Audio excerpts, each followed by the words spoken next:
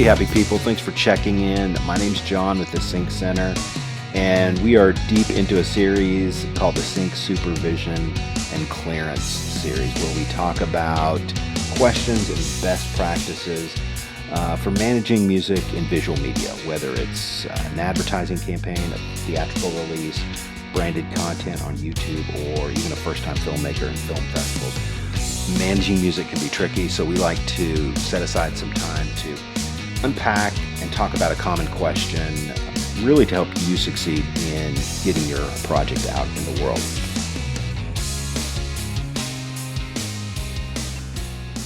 Welcome, everybody, to the Sync Supervision and Clearance podcast. My name's John, and I've got a real special guest with us today. He's a recent friend of mine. He lives in Lisbon.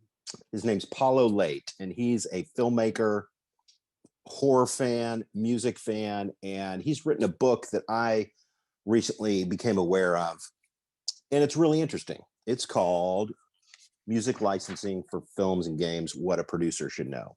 So we're going to talk about that today. We're going to talk about his approach from the filmmaker standpoint, what filmmakers, maybe what their blind spots are, and kind of how to go about managing the music process as a filmmaker.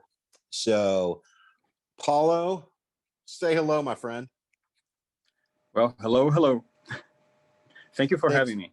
It's great to be here. Hey, glad to have you on and talk about the book, talk about what you're doing. I think it'll be really interesting as more and more projects are being done in more and more mediums, streaming, AT&T, Roku. There's just more and more music being used in more and more projects. So that's part of our mission at the Sync Center, is to really help filmmakers, advertisers, YouTube in kind of understanding the ground game, right? We just want to help them understand the blocking and tackling of the process. So let's see, quick bit about Paulo. He was born in Brazil, lived in Lisbon for 20 years, started working in TV at the age of 17 as an assistant director, went to film production and screenwriting school. I almost said screenwriting. That may be a horror bit that we could talk about later. Worked as an assistant producer, production manager, line producer, and a bunch of other jobs in the film industry. He's sold scripts. He's worked with producers.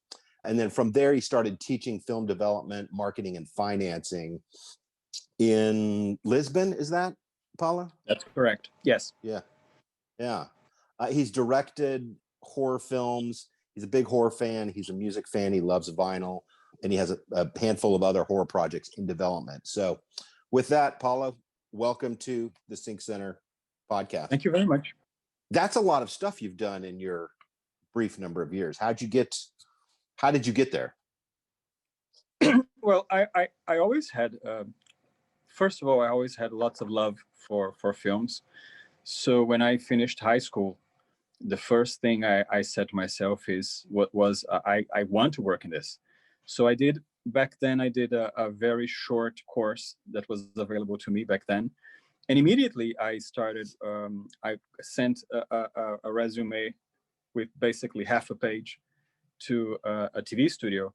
And they said, okay, we'll take you. They were also starting out. So I spent something like 4 or 5 years there. And this is in Brazil or Lisbon? No, it was already in Lisbon. Okay. And then from then on, I hated the work that I did on television. The shows were so boring, absolutely boring. And then I decided, okay, if I want to work on films, I will never be able to do this if I remain here. So I left that career on TV and I went to film school. So I studied film and I loved it. And after that, I started working on films and I never stopped. Mm-hmm. So I started as assistant producer, driving cars and doing all those things. Right. And I started, one thing led to another. And then I started to switch to financing and helping other filmmakers, which I love to do. Right. And here I am. That's great. So you've seen a lot of moving parts of the film and music world as it relates to film. What were you drawn to? Like right now you're kind of developing and doing financing. Did that, I mean, you kind of saw a lot of moving parts of it. Did you kind of learn quickly of where you wanted to be, where you didn't want to be? Well, yes and no. I mean, I always wanted to kind of write stories and work in horror movies. I only managed to do this a few years ago. Which we're going to talk about horror movies. Awesome. Let's set aside some time for that. Awesome. I'm a big fan too. Well, marry me. So one thing led to another. So in this business, you have to learn things very fast because everything changes very fast. So when I started working, everything was film, film stock. And then digital revolution came, took everybody by surprise. So like you said in the beginning, I mean, lots of things that are happening today, people were not thinking about them 10 years ago or 15 years ago. So I became very sensitive to these issues of financing, licensing. As soon as I started developing my own projects, as soon as I started developing scripts and helping other people write and selling a few scripts here and a few stories there, I started noticing that those issues were very real, and they don't have to do just with the producer. More and more filmmakers have to do a little bit of everything, right? And you have to know a little bit of everything. And also because films today, because there's digital, right? Everything's democratized. Everything's very democratized. Yeah. It's very cheap. It's a lot cheaper to shoot a film, right? Not necessarily to deliver a film. Delivering a film that is technically perfect still costs a lot of money, especially on post. In sound post is still very complex. Right. But today, at least shooting a film is significantly cheaper than it was 25 years ago. So a lot of people are entering the business and making films, and they are not necessarily thinking about those issues that can break your film if you don't think of them early enough. Yeah. So that's how I got the idea for the film. Actually, for the book. The book started as a kind of a paper that I did for my students. And it started evolving from then. Yeah. Well, let's talk about that. It's called Music Licensing for Films and Games. What a producer should know. And I've got the first half of it here as a pre-release. So you said it kind of came about as a paper for your students originally. Yeah. I started summing it up a little bit of the questions that I myself had when I started, and then after years of working with other producers and working with filmmakers and trying to ask questions and answer questions, you're forced to ask people, and then see a lot of mistakes happening. And I made a lot of mistakes, and I saw people make lots of mistakes.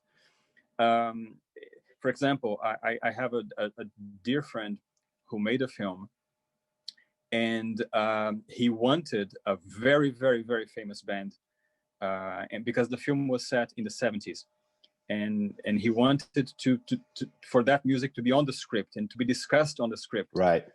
And it was clear to me that, okay, you're going to play the music on the movie, right? And he said, of course. And I said, well, if it's that important to the film, if the characters are going to talk about it, they're going to talk about the lyrics, and they're going to listen to the music, you have to clear it before. You have to get a yes before you start shooting. Otherwise, you may end up in the post-production, and either it's too expensive or it's simply not available. Yeah, we get that all the time. Filmmakers, I mean, they're I'm not notorious, but they wait for music until the end of the film, and by then, getting the music you want isn't a fast process. We move fast, but there's a lot of stakeholders involved, a lot of rights holders, and it just takes time. Unless you're Microsoft, and we do a bunch of stuff for them, but they just don't care. They're like, it doesn't matter. Just, we'll pay whatever needs paid, but filmmakers are a little more cost sensitive. They don't have unlimited budgets. That is true. And also because of that, you have to explain very carefully what you're doing, what you want to do with the scene. Explain very carefully, because it's the relationship. I like I said, I mean, I know a bunch of people who tried to do this fast and cheap and perfectly, and it's impossible. Mm-hmm. So when you get to the post-production, you lock the music, and you have already a delivery date with your sales agent, and distributor is waiting for it. Sure. And then you wait for the music to get there, and it's not the most efficient and effective way to work. Unfortunately, and that's also true. Creation takes time, and it is also true that many directors cannot imagine yet the music they're going to want for the scene. So it's always a tension between the creative necessities, the creative needs, and the process itself. So it will never be perfect, okay? Yeah. But filmmakers should understand what's involved, and perhaps learn with other people's mistakes and try to do better. Yeah, 100%. And that's why I got the book, because I think I'm a filmmaker too.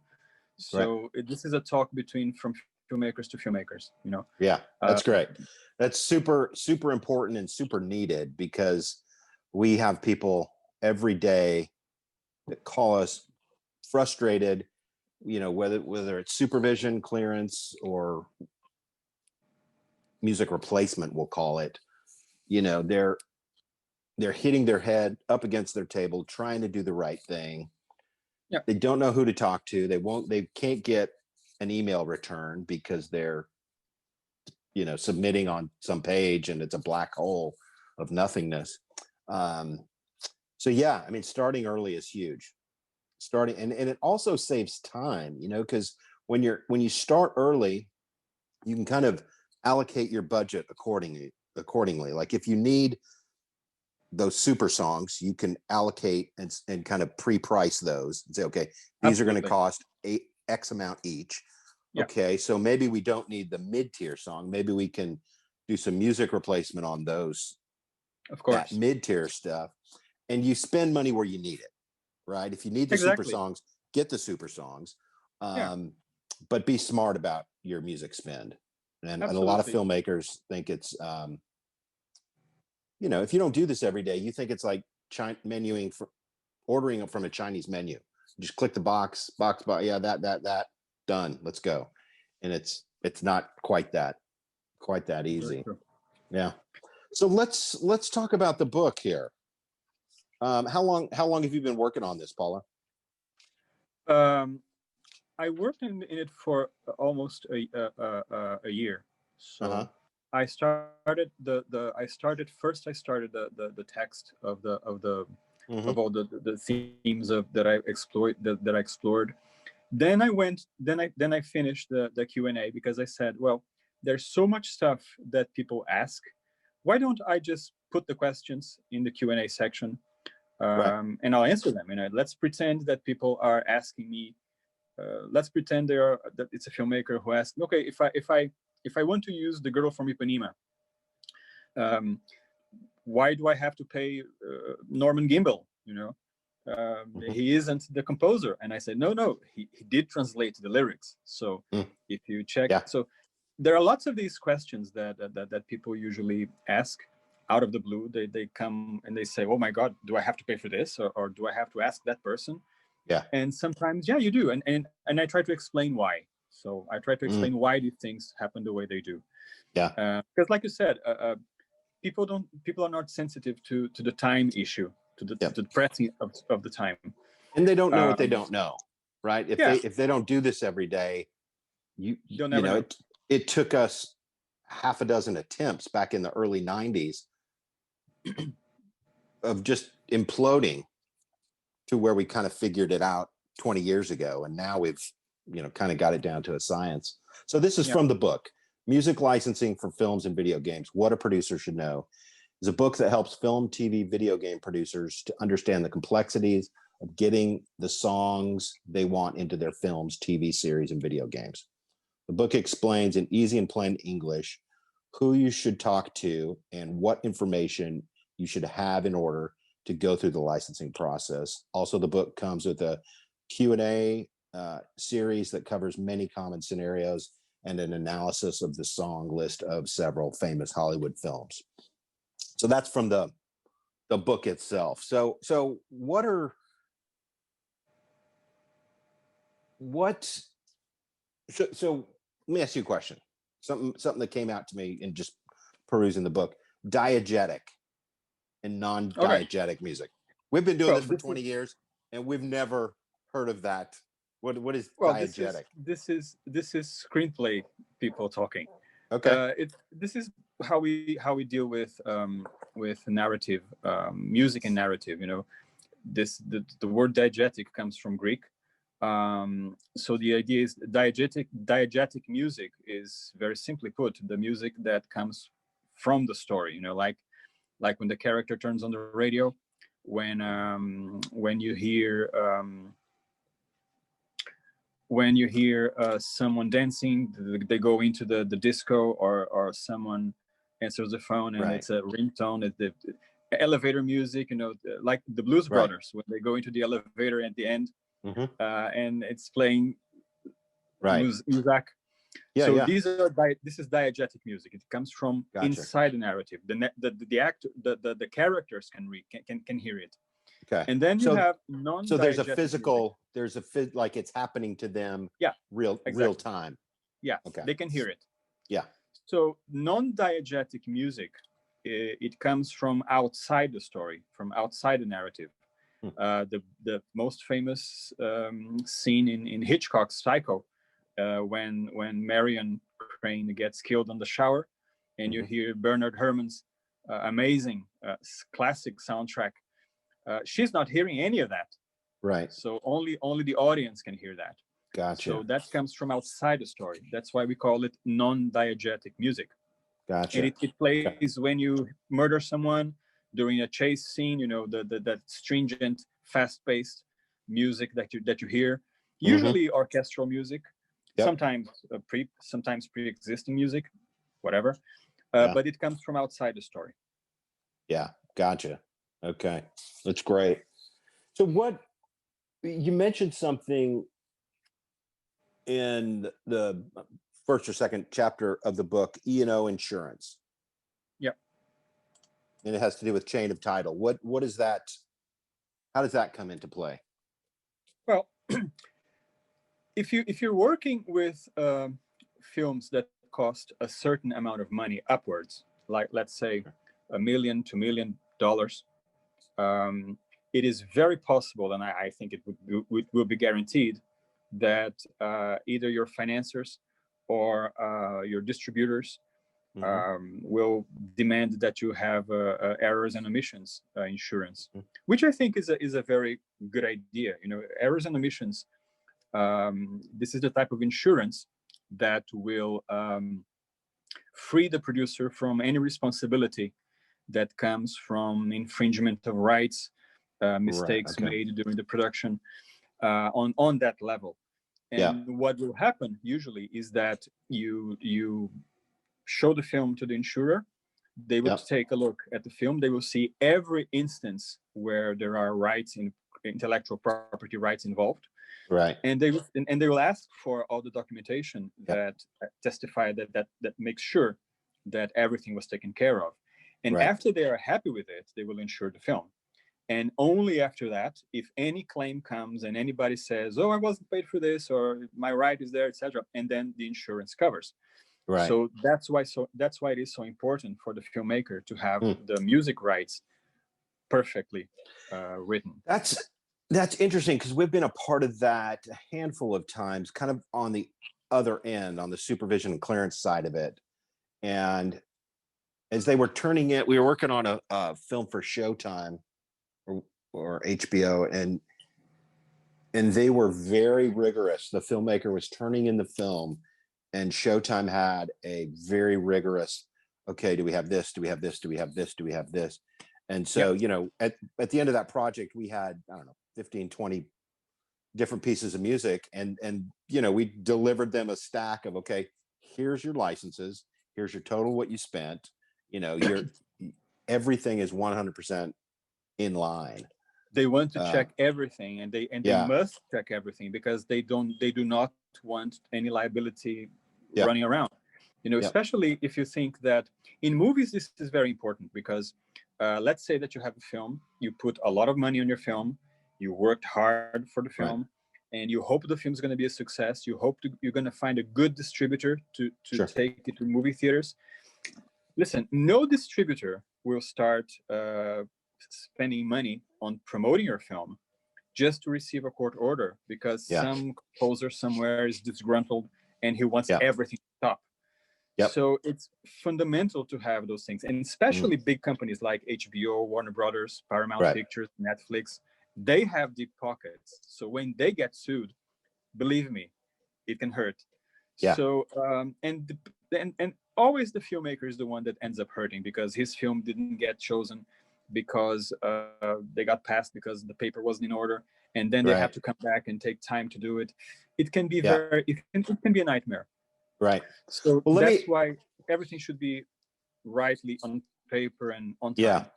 No, that makes total sense. And something that we rub up against is filmmakers often want in perp licenses in perpetuity, which means forever. Like we want to use it however.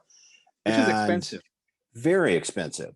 And a lot of times when we bring back the budgets for that, they're like, well, we can't afford in perp, but we can afford 5 years or an annual license. I mean, how do you explain that to a filmmaker that, you know, he's going to have to come back, you know, every 5 years and upgrade their license? I mean, it's not a perfect solution, but if you want to get it out there for 5 years, you maybe you just pay for the first 5 years. They have a fit, and I understand. But the thing is, most of the films, and this is where we filmmakers, sometimes we have to sit down and think carefully, you know, and think with the brains and not with the heart. Of course, we love our films. Of course, we love our babies. But the real question here is, okay, if you want perpetuity on everything, you won't afford what you would like to have. So you're going to have to go to stuff that's very cheap and maybe not the best. So here's what I think. If you can afford 5 years, go for 5 years. Make the best film you can. Put the best music you can afford, obviously. Make sure the music works for the film. Make sure it works for the scene. Deliver the best effect that you can. Hopefully, your film is going to be a success, and people will understand the love, the quality of the choices, the musical choices that you made.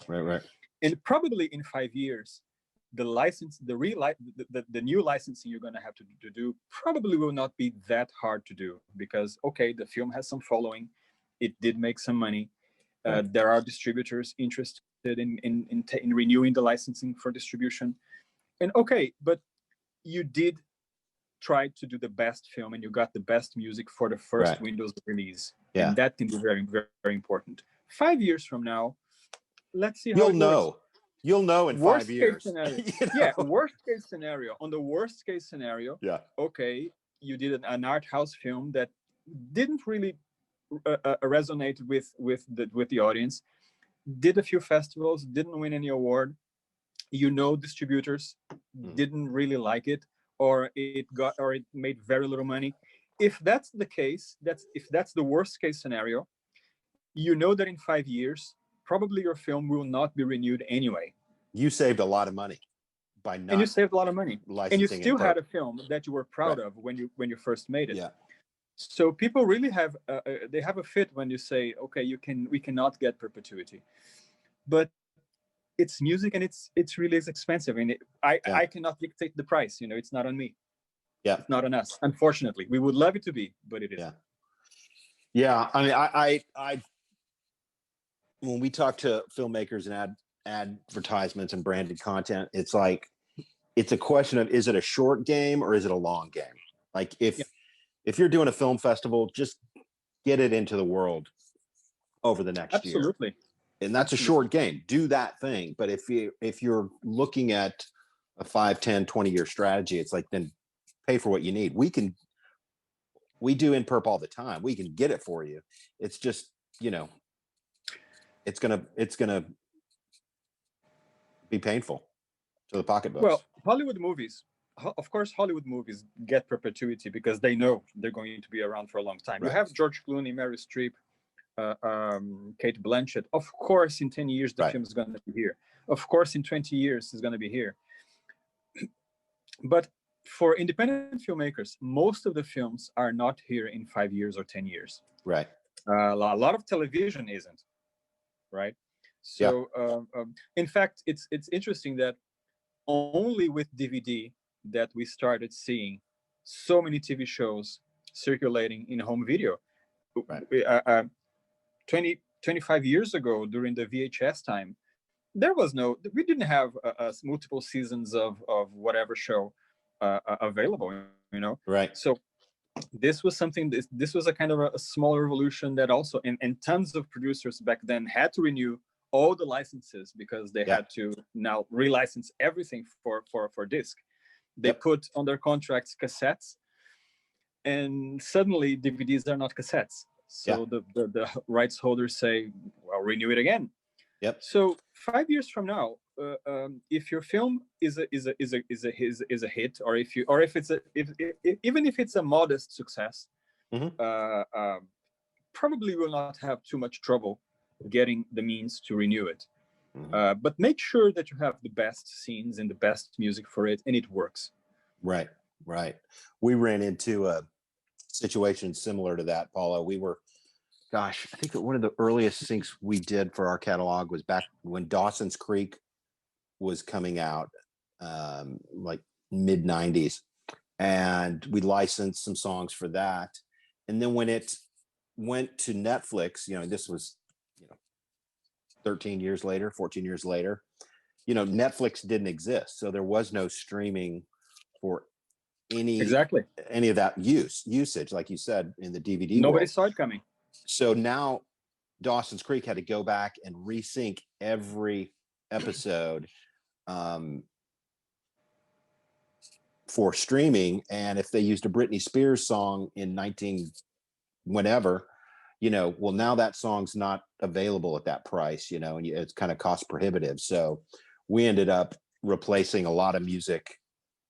Like the music in the streaming Dawson's Creek is different from the network and DVD. Well, that happens a lot. Yeah. One of my favorite zombie films, Return of the Living Dead.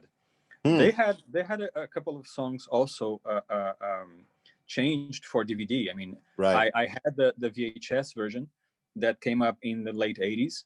Yeah. You see the DVD version, they changed it. Yeah. Yeah. Because either it becomes unavailable or it becomes too expensive, which happens, Right. And classic shows, some shows are quite more difficult than others, I'm sure.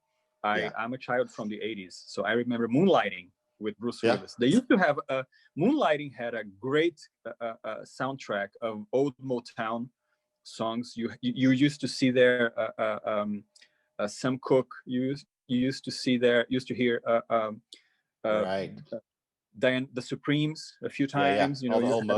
Marvin Gaye, I think. Percy Sledge. You had several great artists. I always said to myself, when I bought the DVDs years ago, I said to myself, boy, this must have cost a fortune to relicense for DVD. And many shows did take some time to get everything done. Yeah, I'm sure. That's awesome. Return of the Living Dead. Interesting choice. Yep. I love the film. Okay. Actually, I do. Actually, it's on the book. So I saw that in there. I select a few of the films that I like. Yeah. I'm a big Night of the Living Dead. The original 68 George Romero is, to me, even outside of the genre, we can go down the horror zombie rabbit hole here for a minute. Even outside of horror films and zombie subgenres. It's a great film. I mean, it's ahead of its time in a dozen different ways, let alone terrifying and awesome on a horror level. But to have a African American lead in 1968, I mean, it's great. That was courageous. That is true. Oh, that is true. The film is incredible. It is so. It's good horror films. They usually are. They are revolutionary. They offend. They do all these kinds of things that other genres can't do. And Night of the Living Dead is one of those films. I'm sure I wasn't born there. I wasn't either. But I can imagine the shock, the shock people felt. The last 5 minutes of that movie when they cut to, I mean, it's all in black and white, but they cut to like a newsreel section where, whatever brought the zombies to life is now gone, and they're going out there and they're just taking them down, and the last survivor in the house is, what was his name? The African American lead for Night of the Living Dead. I forget his name, but he made it, right? He lived. Horrible night. Everybody else died. Bad night for humans, good night for zombies. And he looks out the window, and the sheriff's deputies shoot him in the head, and they burn him thinking he was a zombie. I mean, it's just unbelievable ending on a film level. I mean, most films kind of leave you with that feel good ending, and it's like, oh, they shot him right as as it was, So anyway, that's a great big George Romero fan. So awesome. I got all his movies signed in a film festival. I met him at a film festival years ago. And I took all my DVDs and VHS tapes, and I put them on the table, and he was very kind. He was very nice, very generous. And he signed them all for me. I treasure it forever. Fortunate for him to be at a director's screening of Land of the Dead, which wasn't a fantastic movie.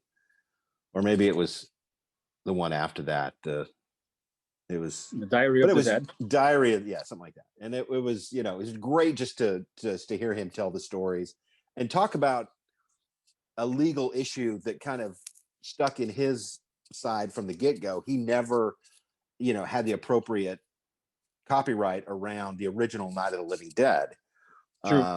Which is, partially, I guess, why it became so omnipresent, because there was no copyright on the film, and anybody could show it at midnight showing of whatever, and it just became everywhere. So that's great, George Romero. I'm glad to meet another zombie brother. So you talk about I Will Always Love You. Let's flip back from zombies into Dolly Parton. Okay. And Whitney Houston. There's a case study in the book where you talk about I Will Always Love You from 1974. Can you step us through that and kind of talk about how that? Well, what I describe in the book is the differences that many times we have to understand between the composition and the recording. And that's where I give the example of I Will Always Love You. So it's a song by Dolly Parton. It's a breakthrough song in her career. Everybody loves the song. Everybody knows the song. And then we have to understand that one thing is the composer and one thing is the recording or the master of that composition. So what I discuss in the film is, okay, you have the song that you want. So as a filmmaker, you have always to break that song into parts. So you have the publishing of the composer, and then you have the master recording that probably will belong to a record label or maybe the artist herself. It depends. And you will have always to ask both parties if you want to use that master of that composition. Whitney Houston has the the second version, or one of the many versions I think the song has, that is featured on her film The Bodyguard. Right. And the same thing also happens with that other song from I'm Every Woman from Simpson. Right. Ashford and Simpson. And also you have the Shaka Khan version, and also you have the Whitney Houston version. So you have to select for the film you're making. You have to understand, okay, which version of the song do I want? Right. So do I want the version by Dolly Parton? Do I want I Will Always Love You by Dolly, or do I want the version with Whitney? So we will be asking different people for different masters, but you always have to go back to the composer for those rights. Right. So it's sometimes filmmakers like sometimes we think it's all the same, or sometimes we think that because you're paying the composition, you can use any master you want. So obviously that's not the case. So you always have to be very careful. Select the song, exactly which version of the song you want, which master do you want? Do you want the long version, the short version? Do you want the version with, you have to be very, very careful. Look at the CD, buy the CD if possible. The information usually is there. Yeah. That's where you're going to find the copyright there. Usually, sometimes you find the catalog number. Sometimes you find the publisher is there identified. And then you start calling people and looking for what you want and trying to get it. I mean, it's going to take time, it's going to cost some money, but you have to do it. Yeah. Yep. 100%. Yeah. That Circle C and Circle P, handling both sides of the copyright is essential for this. So, and sometimes it gets weird. For example, going for the holy grail of holy grails, like the Beatles, right? Sometimes you have the master, you have the remaster. You have to understand exactly what you're looking for. Some songs, for example, they have changed over time. Some of them they come in different shapes and forms, and it's always up to the filmmaker to understand exactly what he wants, or he or she. Yeah. Because the record label, they don't know. I mean, I've seen people, and it's funny. Sometimes you see people saying, "This wasn't the song that I wanted," and I say, "No, that's what you asked for." And they say, "No, I wanted the other version. I wanted the other song." And sometimes you have to be careful. Yeah. Yeah, 100%. And that's something we've been doing, Paulo. We've been doing a lot of re-records. So we would license The Boys Are Back in Town from Thin Lizzy. And those prices have gone up over the last 10 years or so. So we, in order, working with our clients, we've gone in and recreated some of those super songs, American Woman, Ain't No Mountain High Enough, Magic from the Cars. And then we give them the option of saying, okay, look, we can get the Thin Lizzy version for 200 plus. And it's usually the labels that are most precious with them, as they should be. Publishers are generally pretty reasonable. But, we can get the Thin Lizzy version, or we can, pay a fifth for the re-record and spend that money elsewhere, and the re-records are 92% of the way there. They're pretty damn good, but nobody's going to reproduce Thin Lizzy and Phil Lynott. I mean, it's not going to happen, but at least it gives the filmmaker options of saying, look, do you want the most expensive $250K song, or do you want something for $30K? We can do both. It's just kind of it's a director decision at that point. This is a fascinating conversation to have with filmmakers, and also sometimes difficult because, for example, the Doors, they are notoriously hard to get and expensive when you can get it. And there are many case studies around it. For example, in that film, The Lost Boys, in the in the beginning, in the title sequence, they play "People Are Strange," but of course they couldn't get the original Doors version, so they found a different band. In this case, was Echo and the Bunnymen, to re-record it. It's actually, of course, it's not the Doors. Probably, of course, the director probably wanted the Doors. Sure. But the re-recording is not bad. It also has its own life, you know. Yeah. There are many instances where the re-recording is absolutely fine, and you will not necessarily lose flavor or anything by not using the original version. Right. There are, unless your audience is really, really, really picky, and that's a conversation you have to have with the director, you know. Many of the times you really don't need Thin Lizzy, the real studio master. And you said it correctly. The studios are the record labels are always very careful, because those are the masters of our lives. You know, we grew up with those songs. Those are the songs that stuck in our minds, and the record labels know that. Record rights holders know these things. That's why they are very expensive. They make themselves pay for that. Yeah, they make themselves get the money for that. So so you're right. I mean, many times you ask, well, do I really need Thin Lizzy? Can I get, and also you ask, but how long you're going to play the song, and what's happening in the song? Maybe there is also noise. Maybe you don't need the real master, the original studio master. You can re-record it. There are many artists, especially those one-hit wonders from the 60s and 70s, who after 20 years of the contract, they now can re-record those songs, because many record labels, they forbid the artist to do it. Exactly. And 20 years or 30 years later, you find a re-recorded version of the song, and it will not be exactly the original one, but maybe 90% of your audience won't notice the difference. You have to weigh the cost benefit. Like, if you need the original, you get the original. But if it's 90% there, maybe that's worth $150K. So, everything boils down to this thing of it's cost versus benefit. Right. Most of the time, you know the cost, so it's up to the filmmaker to rob a bank and see if he really want the Beatles.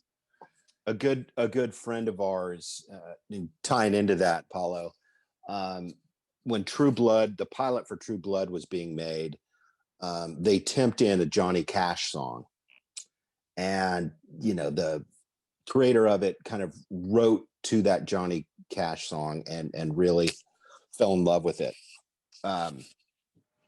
And Johnny Cash wasn't available. True Blood, they didn't know if it was going to be a hit or whatever. And so a good friend of ours, Jace Everett, who wrote a song called Bad Things, we switched out the Johnny Cash for the Jace Everett song. And, for Jace, that song was the theme to True Blood for, I don't know, 8 seasons. And it, bought him a house, bought him some cars. It was a really good thing for Jace. And nobody mentioned Johnny Cash. I mean, the Jace Everett song became synonymous with True Blood. And, it's, oftentimes, like you said about the Doors, it's like, well, you may want the Doors, but, it's the re-record or a song replacement, music replacement is oftentimes a much smarter use. Yesterday I was watching again The Lost Boys, and Tim Campello's version of I Still Believe from the Fall. That's a classic scene of the film. I mean, sometimes you can use the re-recording to your advantage.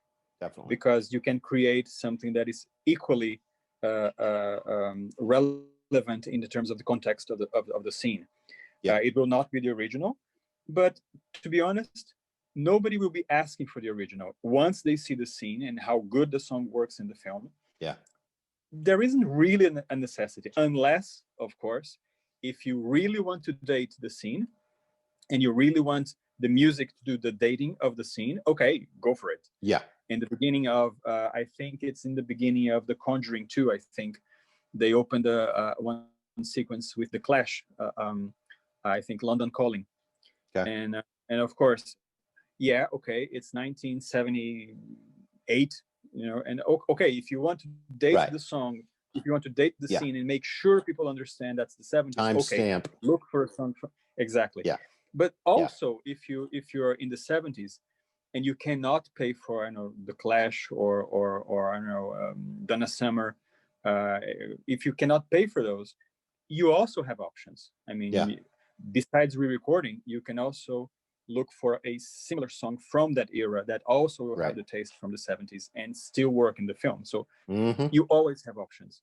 It is very 100%. Rare that you, if it's done with time, if you devote some time to think about these things carefully before you get pressed by the post-production, you always have options. It's very rare when you will not have an option. It's and by the way, people like you guys, I mean, you guys have enough experience, I'm sure, to come up with options that we filmmakers haven't even thought of all the time. That's why music supervisors, people who work music like you guys, that's why you guys are so important. Yeah, it's not monolithic anymore. It's like, it used to be you're either a clearance agent or a music supervisor. Now it's like we manage the music budget, for replacement, re-records, scoring composers, clearance, supervision, all that. You can't separate that out and succeed. You really have to have an integrated, holistic conversation about all that, because this affects this and this affects this, and it's all because producers in on my side, producers, if you say to a producer, okay, let's recreate a certain sound, I wouldn't know how to do it. So that's not my business. I can make the film, but don't ask me to come up with that solution, because I don't know the musicians. I don't know music. So if I say to you, okay, let's get some, I don't know, let's get some Curtis Mayfield sound, or let's re-record something that sounds like Curtis Mayfield. I wouldn't know how to do it, but you guys do. So yeah.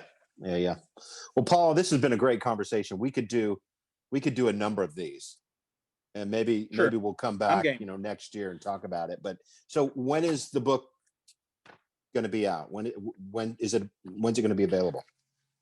I think it's going to be I think it's already available in the UK. Okay. On Amazon UK. I think it's already for pre-order. I think if people order it, I think it's going to be there certainly for Christmas. Okay, great. And how Who could wants people to receive a book like that for Christmas? Everybody. Nerds like us. Yeah, exactly. That's great, Paulo. So how can people get in touch with you? Can you share an email where people can connect with you? Oh, I'm on Facebook. Okay. Paulo Leite. I'm on Facebook. I'm easy to find. I mean, on the book, I'm sure there is we'll put a link.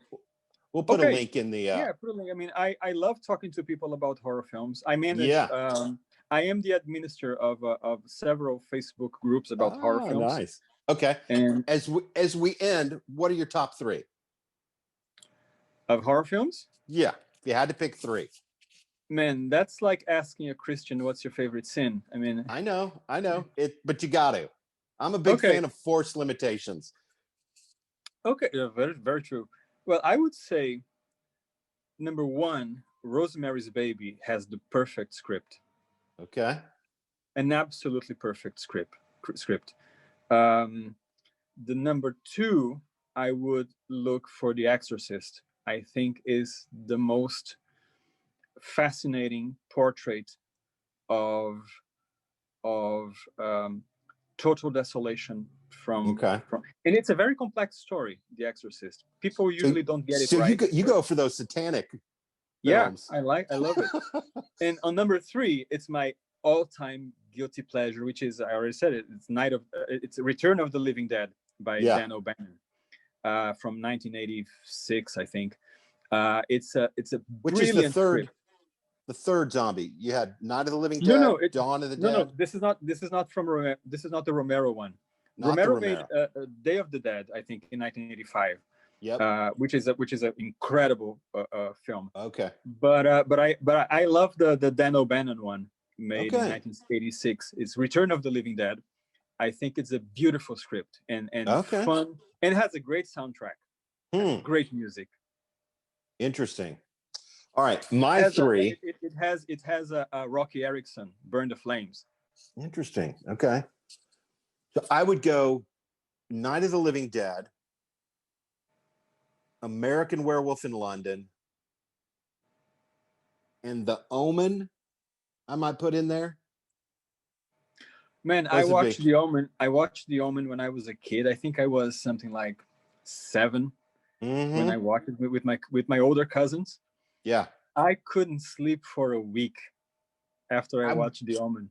I would maybe put Amityville, the original Amityville Horror, in there as well. I don't know. It's tough. Those are great films, you know. They took risks, and they were incredible. The scariest thing in the world to me is the soundtrack to Amityville Horror. Yeah. Well, I will say something that is, I think something, to me, it's not controversial at all. But some people may find it controversial. You know, I think in horror films, sound is more than I think in any other genre. You know, I think in horror films, sound is so important. Yeah, and I you also talking about sound design, everything. Okay. Let me give you an idea. I think there is so much creative work that can be done in horror films regarding licensing of music, of songs, choice of songs. I see many. I understand why lots of horror films usually go for heavy metal music. Right. And I understand why they do that. Which I don't love. It's kind of the obvious choice. Exactly. Many times it's the obvious choice. Many times they think it's the only music they can get, you know. And I think there are so many more interesting options that they should consider when making a horror film. There are so many types of genres of music, types of ages, decades of recording, recordings. Yeah. That filmmakers can really think and choose. And I rarely see these on films today. I would love to do more horror films and explore the music licensing. I think there's so much ground to break. I mean, we could talk about this forever, but I think part of why that is, and it kind of goes back to the idea of forced limitations. If you have to do everything yourself, like John Carpenter's the original Halloween, it's like, was he the best composer? No. Did he have the biggest palette? No. But what he created, because somebody had to do that, you know, it's like, it's perfect that, we got to do this movie with 8 people and $800,000, whatever the budget was. It's like, you just kind of, you're forced, those limitations force you in new directions. And I don't think you could find a better horror soundtrack than the original Halloween. I mean, you listen to the first 5 minutes and you're transported there. And that really is the net of great music and films. It's like, does it transport you? Does it let the listener step into the experience of your film? So Paulo, this was great, man. Thank you very much joining us on this. And maybe we'll come back early next year and talk more about horror films. Thank you very much. Thank you for having me. Absolutely, Paulo. Pleasure. Thanks so much. We'll see you soon. Bye-bye.